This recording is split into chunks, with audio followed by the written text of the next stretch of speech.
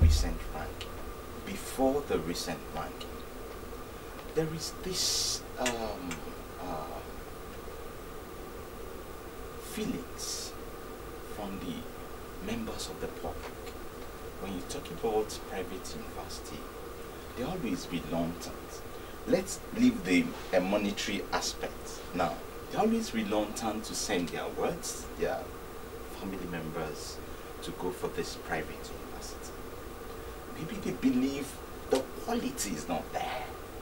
Of course, there is access to university education, but they don't seem to believe in the quality of what they are bringing out in that regard. What? Except a few days ago when the world ranking came out and a private university was second and everybody was like, hey, is private university doing something? That's great. You know, what is making that mindset in that regard? Well, I thank you because you called it mindset. And let's leave it as mindset until it is proven. I always tell people, you know, I'm a scientist, so I always like to prove claims. I always want to prove the claim.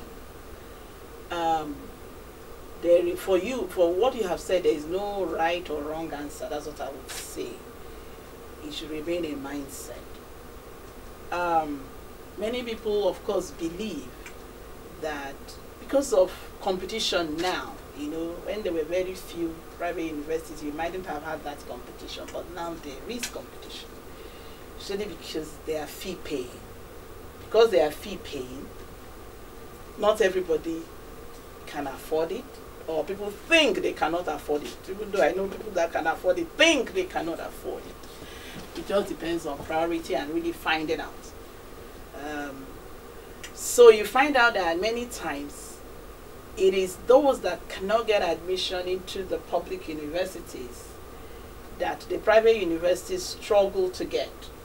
Of course, I can say yes for some newer universities, including mine, including the Christian University. But for some established, long-standing private universities, it's not so.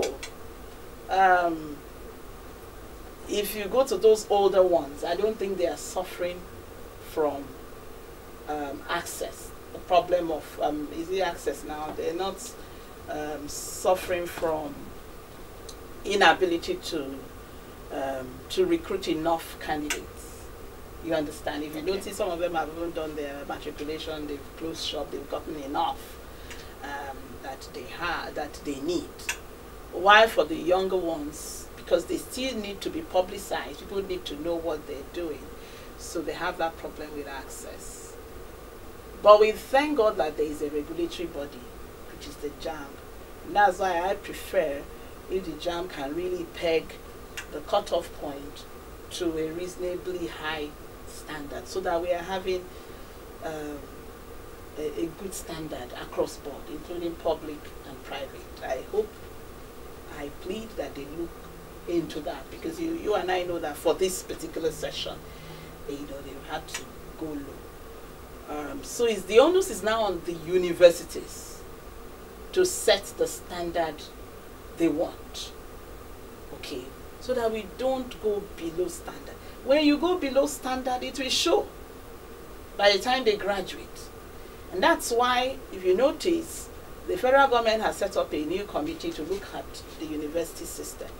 And it is both public, it's going to cover both public and private, all in the bid of improving standard. So that mindset can be proved wrong if our products from private universities can compete favorably with the others. And I want to tell the public here, believe there is this mindset, go and run the standard that people are running before you send your children or your ward there. I personally will not jettison quality, and that quality starts not only with the recruitment of students, even recruitment of staff. We must have quality assurance system to make sure that the students we are recruiting, how we're examining them, how we are teaching them, everything meets quality. And that's why NUC goes around for either verification or accreditation.